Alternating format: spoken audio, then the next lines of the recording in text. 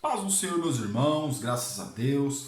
Irmãos, aqui onde eu estou tá muito frio, então por isso que eu estou com toda essa roupa. Mas aqui na nossa lição de número 9, que é o tema da nossa lição, o reinado de Davi, nós vamos ver como Davi subiu ao trono. Depois de tudo que Davi passou, depois das perseguições de Saul, depois de Saul ter morrido, ele foi rei e depois assumiu de fato o reino de Israel depois de aproximadamente 7 anos. Mas aqui no nosso texto áureo que está em 2 Samuel capítulo 5, versículo 12, diz assim: Entendeu Davi que o Senhor o confirmava rei sobre Israel e que exaltara o seu reino por amor do seu povo. Davi entendeu que o Senhor confirmava rei sobre Israel e que exaltara o seu reino por amor do seu povo. Como?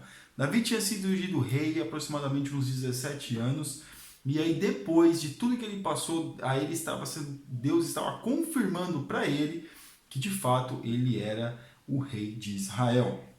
Verdade prática. A glória do reinado de Davi deve-se antes de tudo à boa mão de Deus que estava sobre ele. Tudo que aconteceu na vida de Davi foi bênção de Deus, foi Deus que estava moldando. Claro, depois ele fez aquilo que ele fez, porém naquele momento quem estava abençoando a vida dele, quem estava o ajudando era o próprio Deus. Deus estava moldando o caráter, Deus estava moldando o jeito de ser dele, Deus estava colocando ele como um homem humilde para fazer a sua vontade. Nossa leitura bíblica em classe, que está em 2 Samuel capítulo 5, do versículo 1 versículo 12, diz assim: Então todas as tribos de Israel vieram a Davi, a Hebron, e falaram dizendo: Eis-nos aqui teus ossos e a tua carne somos. Por quê? Porque Davi estava reinando em Hebron. Davi foi chamado quando teve realmente que Saul veio a falecer mesmo na batalha. Davi foi chamado, Davi foi convidado para ser rei de Israel. E também antes, sendo Saul ainda rei sobre nós, eras tu que saías e entravas com Israel. E também o Senhor te disse: Tu apacentarás o meu povo de Israel e tu serás chefe sobre Israel. Então o povo entendeu que de fato Deus havia chamado Davi para aquela missão, para aquele propósito, para que Davi pudesse fazer a vontade de Deus. Da idade de 30 anos era Davi quando começou a reinar. 40 anos reinou Davi. Em Hebron reinou sobre Judá 7 anos e 6 meses, e em Jerusalém reinou 33 anos sobre todo o Israel e Judá. Então, como nós já falamos, em Hebron ele reinou 7 anos e 6 meses, e depois em Israel e Judá ele reinou por mais 33 anos. Então, veja, irmãos, veja como que Deus fez a caminhada de Davi para ser um grande rei, para ser até no Novo Testamento nós vemos que Jesus é chamado filho de Davi por causa da nacionalidade, da árvore genealógica, da descendência, da genealogia. E aqui nós vemos como Deus trabalhou na vida de Davi. Versículo 9: E assim habitou Davi na fortaleza, ele chamou a cidade de Davi, e Davi foi edificando em redor da cidade de Miló até dentro. Então Davi foi edificando várias e várias cidades. Depois que Davi subiu ao trono, ele começou a edificar cidades. Lá na frente nós vemos que ele quis edificar o templo, mas não pôde. A nossa introdução. O pujante reinado de Davi não foi circunstancial, aleatório ou por causa de habilidades natas para a guerra. No próprio texto bíblico é dito que suas vitórias e fortalecimentos se originavam em Deus. Os 36 anos que ele reinou em Jerusalém e os 7 anos e 6 meses que reinou em Hebron revelam um rei protótipo do Messias que viria. Por isso, Davi é considerado um tipo de Messias. Isso está confirmado pela profecia de Miqueias, mencionada pelos escribas nos dias de Herodes, no texto de 2 Samuel, e pela profecia de Gênesis 42:10 em relação a Jesus Cristo. Então, ele é um tipo de Messias. Por isso que o povo, quando no Novo Testamento vê, nós estamos esperando o filho de Davi, a descendência de Davi, para restabelecer a ordem em Israel. Mas não era o jeito que eles achavam, porque eles achavam que ia ser um rei. Porque na época de Davi eles eram uma potência, ninguém conseguia vencê-los porque Deus estava com eles. Davi foi um bom rei, então eles eram uma potência no sentido de que eles eram soberanos. E agora eles eram um povo, né, no Novo Testamento, na época de Jesus, era um povo subjugado pelos romanos. Foram subjugados pelos gregos, pelos babilônios, pelos sírios, mas agora eles eram um povo subjugado pelos romanos.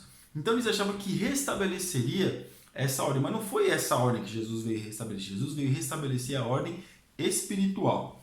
Davi é constituído rei. 3 motivos para a sua escolha. Ninguém é colocado em uma posição apenas por acaso. Tem de haver algum mérito para isso. Davi foi aclamado por toda a tribo de Israel. Norte e ungido rei por 3 razões. Primeiramente, ele preenchia todas as condições da realeza, o que prontamente excluía a possibilidade de uma liderança estrangeira, pois era irmão da nação. O segundo motivo para escolher Davi foi devido à sua liderança militar. O povo viu que ele era realmente um líder nato, então por isso que o escolheram. O terceiro motivo estava pautado em uma promessa da parte de Deus de que o trono entregue a Davi seria levantado tanto sobre Israel quanto sobre Judá. Então essa era uma promessa que Deus tinha feito a Davi. Davi como pastor e chefe. Na Bíblia, a figura do pastor de ovelhas serve para descrever governantes de Israel. Sempre nós vemos acerca de ovelhas, de pastor, sempre nós vemos a questão de governar, de ser líder. E Davi foi um excelente pastor, né? Quando ele diz, olha, eu matei um urso, eu matei um leão, por causa das ovelhas, com certeza. Então nós vemos que ele foi um líder das ovelhas, quando menino ainda, um líder protetor. E era isso que o povo queria. Aqui na parte 3, entrando em aliança com o povo. Ninguém consegue fazer alguma coisa sozinho, tendo qualidade de bom guerreiro e de bom líder. Davi não poderia governar sem o povo, portanto precisava fazer aliança com todos os povos para ter um reino bem fortalecido. Então Davi começou a fazer alianças. Aliança com os povos para ter um reino fortalecido, um reino de paz. Claro, os filisteus se levantaram, foram até a guerra, Davi venceu, e Davi teve muitas batalhas, teve muitas guerras que Davi travou. Mas Davi procurou fazer aliança com o próprio povo de Israel. Com certeza, ele melhorou muito a qualidade de vida das pessoas naquele momento. Então, por isso que ele foi um grande rei, lembrado por todas as gerações posteriores. Depois das gerações posteriores dele, ele sempre foi muito lembrado. Até na época de Jesus, como eu já disse, eles esperavam um rei como Davi. No tópico 2, a consolidação do reino de Davi.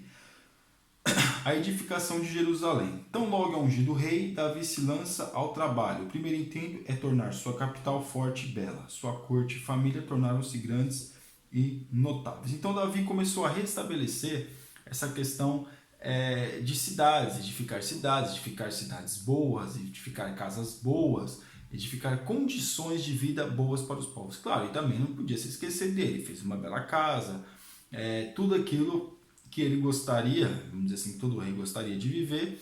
Davi procurou ter condições de fazer isso. Mas antes, provavelmente, de fazer aquilo que ele gostaria de fazer para ele, com certeza, irmãos, ele fez para o povo, dando infraestrutura para aquele povo.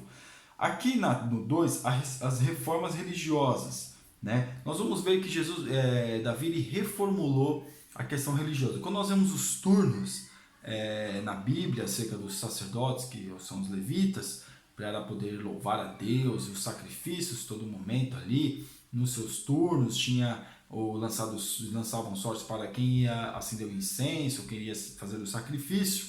Davi, ele restabeleceu tudo isso, ele organizou o culto, ele fez uma organização no culto.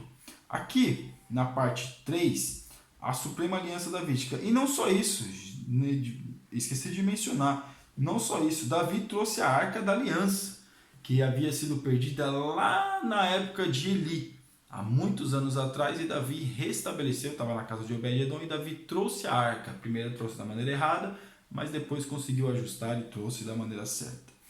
A Suprema Aliança Davídica. Quem profetizou sobre a Aliança Davídica foi Natã.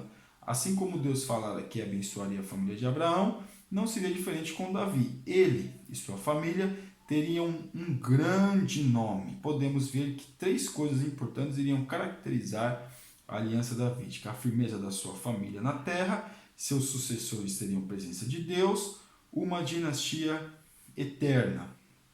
Que dinastia é essa? Depois vem o próprio Cristo como filho de Davi. Então, é muito interessante porque firmeza da sua família na terra. Depois nós vemos que teve muitos maus reis, muitos deles. Principalmente quando nós entramos naquela dos reis, na primeira reis, segunda reis, um dia um rei era bom, outro era ruim, outro era bom, outro era ruim. ele começa a intercalar acerca das bondades dos reis e as maldades. Bondades e maldades, bondades e maldades. Então isso foi muito prejudicial naquele momento, depois.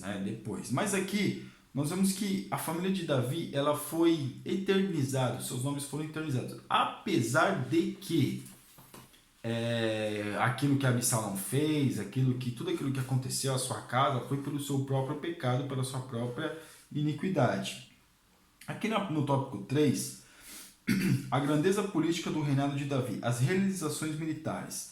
Nas escrituras há registro das diversas ações militares de Davi. Muitos denominam esse texto de o Davi que ataca. Note que a tônica dos versículos é sobre os verbos: feriu, sujeitou, matou, tomou. Sua ação começa com o desbaratamento dos filisteus, mas vai se alastrando até fazer fronteira com outros povos, já nos limites de Israel. Todos os povos temiam o povo de Israel, como eu já disse, era um povo soberano militarmente. Então é por isso que eles esperavam um Messias que restabeleceria essa ordem, que sentaria no trono de Davi, que seria o rei, que seria uma nação soberana. Mas como eu disse, Jesus não veio para isso. Jesus veio para restabelecer, a restaurar a situação espiritual do povo de Israel. Foi por isso que Jesus veio. Mas aqui Davi ele teve muitas e milhares de vitórias militares e muitos milagres. Nós vemos os heróis que Davi teve, um grudou a mão na espada e matou 600, 800, o outro pulou na cova e matou um leão. Nós vemos os 3 valentes de Davi, nós temos muitas realizações de heroísmo. E aqui no 2, as administrações de Davi. Foram muitas as mudanças realizadas por Davi que o fizeram destacar-se no campo militar, político, administrativo e religioso. Lendo o capítulo 8, 15 ao 18 e 20, 23, 26, observamos como Davi fez importantes mudanças na área administrativa.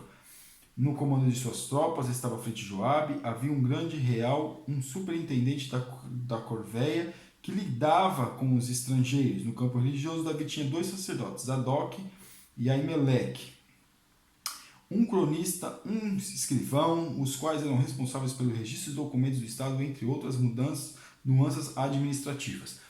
Não era mais uma bagunça, agora era um rei organizado, era um reino organizado. Existia ordem, existia cumprimento de ordem, existia repartições públicas, repartições políticas, com certeza existia aqueles conselhos de bairro, vamos dizer assim, existia, para que pudesse estar mais próximo do povo. Davi fez de tudo para ficar mais próximo do povo possível.